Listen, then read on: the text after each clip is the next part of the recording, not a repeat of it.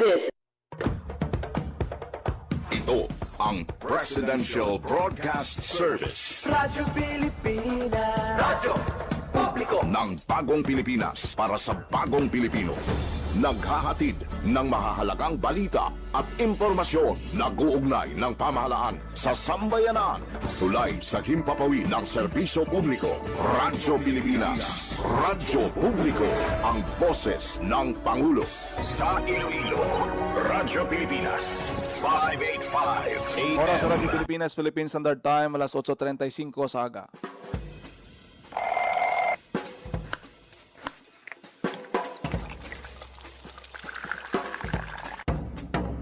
Aga sa Iloilo. Masako. Magahod. Mapagsik. Panibagong adlaw pagkatapos ng pahuway sang gabi antes. Bag-o nga paglaom. Isa naman kapag himakas sa matahom nga palaabuton. Iloilo Morning, ang programa nga kaupod ninyo sa pamahaw kon aga. Magadulong sang labing ulihi nga balita, mga istorya halin sa Iloilo, kag iban nga bahin sang rehiyon, mga ginahuluhang balan, kag mga trending topic sa social media. Ululupod naton at tubangon ang maayo nga aga. Magpamati na sa Iloilo Morning! Diri sa 585 kHz sa AM bands ang inyong mga radyo. Radyo Pilipinas Iloilo, the only government radio station in Western Visayas.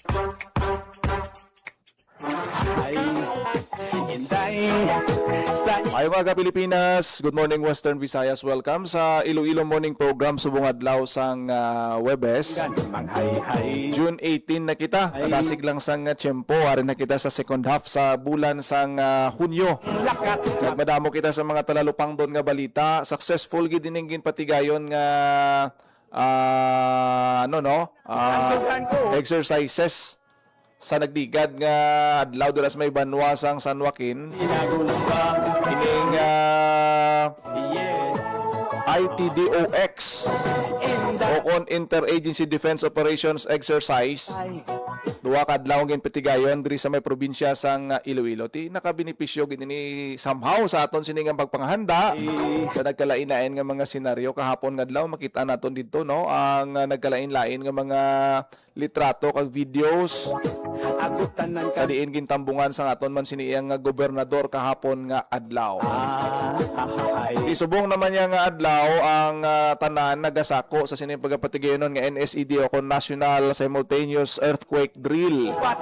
Ginapatigayon man ini siya ang drill kay ti every quarter ini nga ginapatigayon para ma-alerto ang aton sining nga mga institusyon kung anong pagahimuon ma-refresh ang mga panguna-una sa aton siniya nga mga opisyal, mga empleyado, tanan-tanan kung ano ang himuon, ang husto nga response sa tion nga mayara sang linog. Especially nga sang nagligad lang nga sinimana, gintay og sang linog ang area sang Mindanao. Actually, antike gani, maburkusog man ko no. Duwara man sa magnitude 4 ang na-experience sa naligad. Galing ki gabi ini natabo ti daw wala gawa nakabatyag iban guro nagakatulog pero subong adlaw mayara sang hiwaton nga earthquake drill sa nagkalain-lain nga mga venue pero ang main venue sang hiwaton nga NSED for the second quarter na ini nga ginapamunuan sa aton sining Office of the Civil Defense Region 6 sa Western Visayas Medical Center karon sa gabi. Hospital set up naman.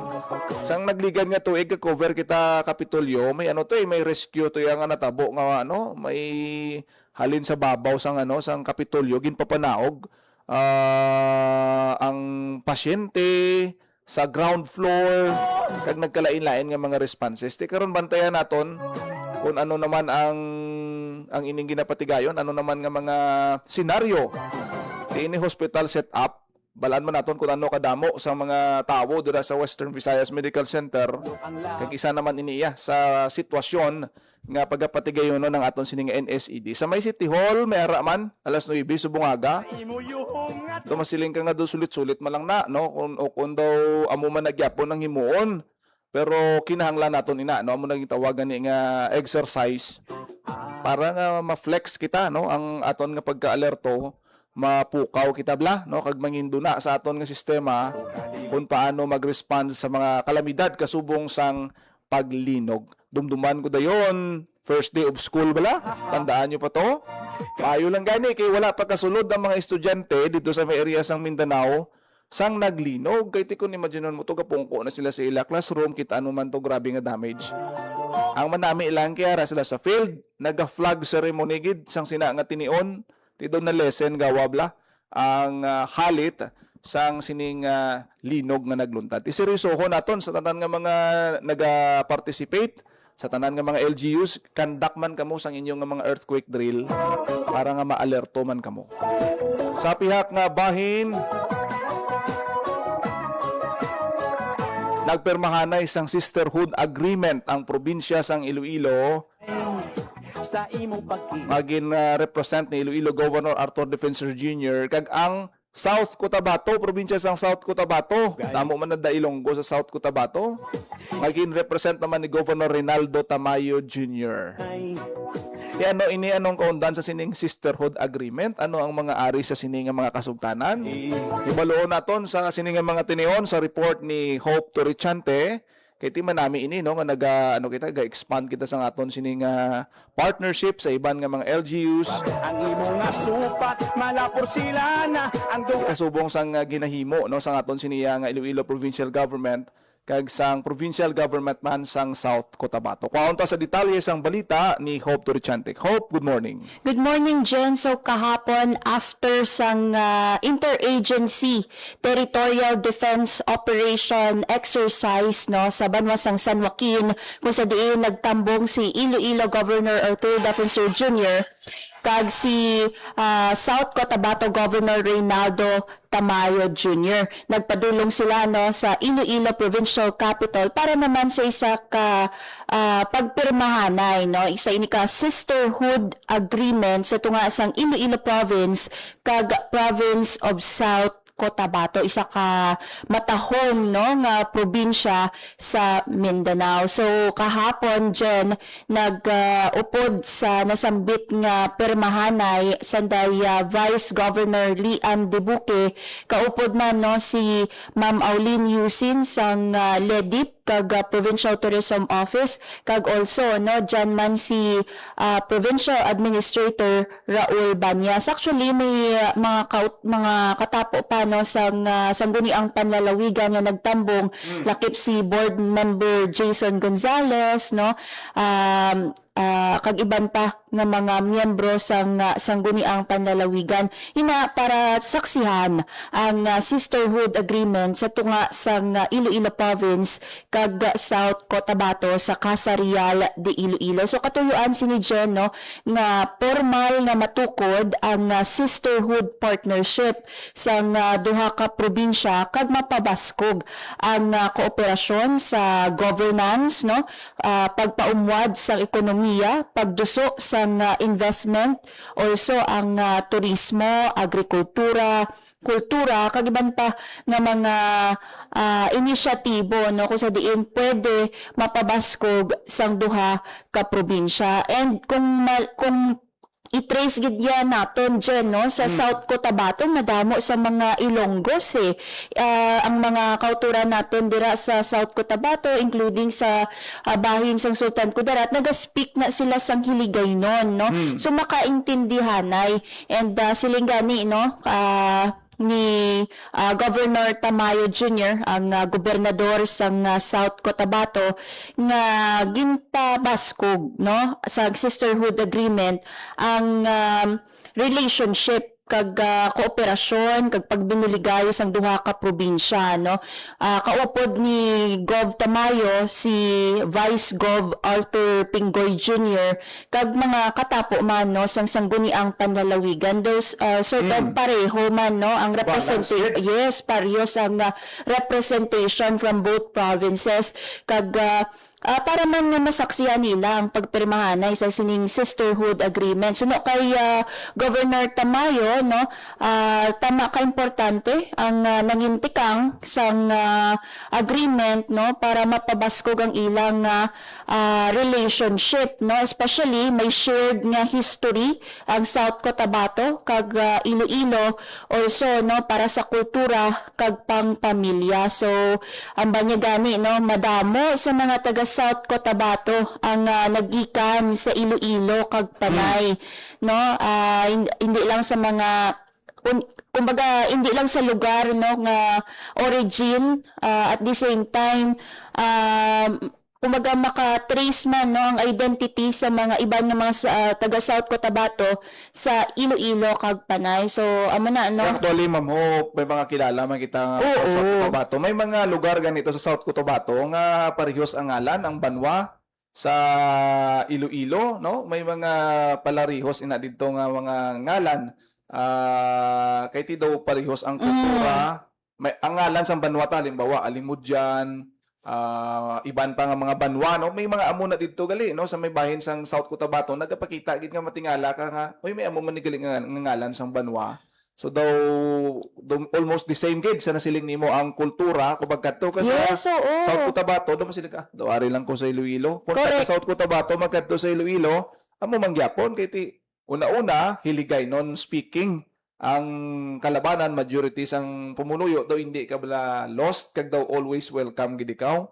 That is correct no, Jen. Kay tinakatuan man nato no ang South Cotabato. Kag do wala ka gid ya sang may ma-feel no nga do ara ikaw sa alien territory. Kay tigay intindihanay kami no, mabakal ka bi sa Tiangge, mabakal ka sa mga stores, pwede mo sila ya ma-converse sa hiligay non kay nakaintindi gid sila no. So that's why nga tina-highlight man sa speech sang gobernador nga ti may shared history ining Iloilo kag South Cotabato. So sa katapusan no, nagpasalamat si Governor Tamayo sa mga pumuluyo kag ginpanginbulahan ang Iloilo sa mainit nga pagbaton kag padayon nga pagpalig-on sang relasyon sang duha ka probinsya. Kag Jen no, amo na gani na mention nato no, nagindala man yan ni Governor Defensor si Gov Tamayo dito sa Interagency Defense Operations exercise no sa Banwa sang San Joaquin. In fact, nakahatag man sang iya nga mensahe si Gov Tamayo. Kay kung hindi kita magsala Jen no, ang interagency operation nga ini first in the Visayas ini siya, but not the first in the entire Philippines. Kay ti naka-ubra na sang similar scenario ang Mindanao. So hopefully no, nag-enjoy man diri sa Iloilo si Gov Tamayo kag kabay pa no kung ano man ang mga benchmarking initiatives nga ginubra nila mapatigayon man nila didto no sa ilang Banwa or rather sa probinsya sang South Cotabato. Madamo ka salamat Hope sa imo sining balita. Para sa Bagong Pilipinas, Hope Torichante, Radyo Pilipinas, Radyo Publiko. Nabatian balita ni Hope Torichante no sa sining sisterhood agreement nga ginpermahan sa aton siniya nga mga local chief executive ni Governor Defensor ken ni Governor Tamayo. Wala naton nga ang South Cotabato nagdigad ti damo to areas pa nga naapektuhan gid sang ano sang linog. Sa imo pagki ay Tingala ka lang na iya magkadto ka sa South Cotabato ang mga paghambal dito. Ya parehas gid tuno sa Ilonggo. Hiligay non gid ya ang majority sang dialekto dito. imo yuhog nga tunay. Muna nga ti daw kan lang ang kultura parehas gyapon. Mga Ilonggo mga leaders nila dito. May mga dugo gid nga Ilonggo. Ay, sa imo panglakat. So kabay pa nga maka ano no pagi sini nga mga agreement maka-share sa mga best practices ang aton sini nga mga LGUs. Malapor Kag kanami kay sa ilang picture diri do buro balance gid daw kung ano kadamo ang mga officials from provincial governments ang South Cotabato. Ang counterpart naton diri sa Iloilo amo man no ang mga board members nila kag vice governor present sa sini nga agreement. tatay. Igugma untagit sang tunay. Gugma nga walay ka. Oras sa Radyo Pilipinas, Philippine Standard Time, alas 8:49 sa aga sa aton sini nga pagpangalagad. Munanay. Diri sa gyapon sa Iloilo Morning Program. ginaingganyo gid sang Office of the Civil Defense 6 no nga mag-participate ang aton sini nga mga institusyon, ang mga LGU, bisan private sector gina-encourage gina nga mag-join sa NSED. Ang imong nasupat, malapor sila na, ang dughan ko inday. Siyempre, hindi na ang linog yan, hindi mo na yan ma-predict mo. Wala pag-awaya sang equipment nga masiling ka, mabalaan mo malinog after 2 to 3 days. Kasubong sina nga hindi parehos ang bagyo bla nga makapamangkot kita sa taga Pag-asa nga ti kumusta ang low pressure. Gapasulod na ini pila kadlaw ang iya nga kadugayon para nga magsulod sa area anong direksyon sini. Pero kung linog na gani istoryahan gulpi lang na ya. Wala na ya advisory ti amo na nga padayon gid ang kampanya sa aton siniya nga gobyerno, sa aton siniya nga Office of the Civil Defense. Nga gina-remind gid ang aton sini nga mga kauturan nga mag-participate. Kung di ta magsala, last earthquake drill daw March ginhiwat. Ti after 3 months subong naman nga June. After man count ka naman na June, July, August, no? Dira naman na September naman abi. Kay quarterly ini ginapatigayon. Ti karon sa area dira sang Western Visayas Medical Center, ti iba si matingala kamuda nga may mga ambulansya o kung may mga responders. Amo ni kisang masadya sa mga drill kay kung wala ka ma-inform, abi mo yan no natabo no kag posible nga mag-cause ang traffic sa palibot sa area sang mga lugar nga venue sang sini nga mga aktibidad. Sa imo yung nga tunay. Ini advance announcement na ni sa aton siniya nga OCD nga dira sa Mandurriao, WVMC ang venue sang sining pagapatigayon nga NSED. Sa imo panglaka. Damo kita sa mga drills nga ginapatigayon subong from Interagency Defense Operation Exercises. Ko inday. Saylo naman kita sa National Simultaneous Earthquake Drill. Kag madamo pa. Whoa. Yeah. Gali. Sako gid ang aton nga mga activity sa probinsya sang Iloilo ha.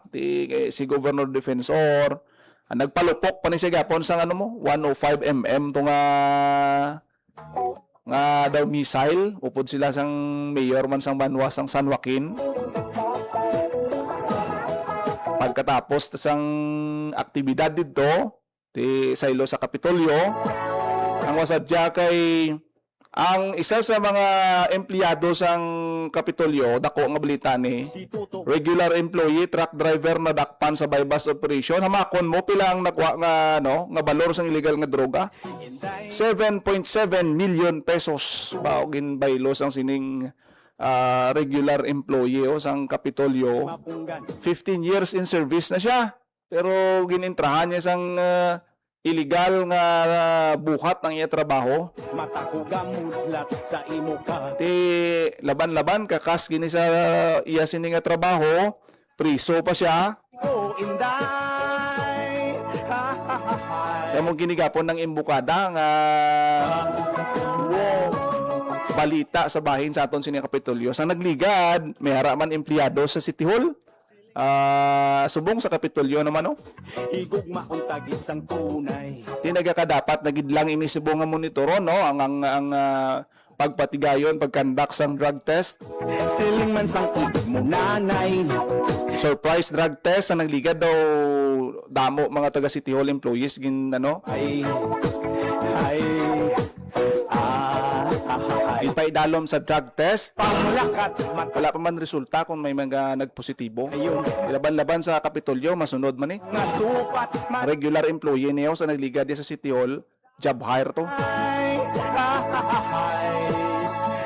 Gali na gumpang. Dako galing niya kay 7.7 million pesos. Kagang kabugaton niya sobra 1 ka kilo. Gin-admit pa sang sining subject nga ti naga-engage gid man siya sa kasubong nga mga illegal nga transaksyon. Follow up nato ni karon ini nga mga balita. Wala na kita tiyempo diri sa aton sini nga pagpangalagad sa programa Iloilo Morning. Kung mo sa Salamat gid sa inyo nga pag-upod kag pagpamati. Ako nagidamang inyo alagad, Junel Baclay. Mayong aga Pilipinas, God bless Iloilo. Radyo Pilipinas. Radyo Publiko. Radyo Pilipinas. Ang inyong tulay sa himpapawid ng serbisyo publiko. Ang Presidential Broadcast Service, Radyo Pilipinas, Radyo Publiko. Radyo Pilipinas. Radyo Publiko. Kinilala ng pang-international at prestigyosong Asia Pacific Broadcasting Plus Awards 2025 para sa kategorya ng Government Streaming. Ito ay dahil sa epektibo nitong pagsasanib ng mga tradisyonal na media tulad ng telebisyon, radyo at print para masabayan ang mabilis na pag-inog ng mundo ng digital at social media tungo sa mas epektibong paghahatid ng mahahalaga at napapanahong mga impormasyon sa mamamayang Pilipino. Kinilala rin ang Radyo Pilipinas dahil sa patuloy na pag-akyat ng rating. Ngayon ay matatag sa pang-4 na pwesto sa Mega Manila ayon sa pinakahuling Nielsen Radio Audience Measurement Survey. At sa social media, nakamit ang mahigit 2,000% pagtaas ng bilang ng mga sumusubaybay sa Radyo Pilipinas page sa unang bahagi ng 2025. Patunay ito na ang inyong Radyo Pilipinas Radyo Publiko ay tunay na kaagapay ng inyong pamahalaan sa paghahatid ng serbisyo sa mga mamamayang Pilipino. Mula sa aming lahat, sa ngalan ng inyong pamunuan at mga kawani ng Presidential Broadcast Service, kasama ang inyong mga himpilan ng Radyo Pilipinas sa buong kapuluan. Maraming salamat po sa inyong lahat, sa inyong pagtangkilik at pagkilala. Radyo Pilipinas. Radyo Publiko.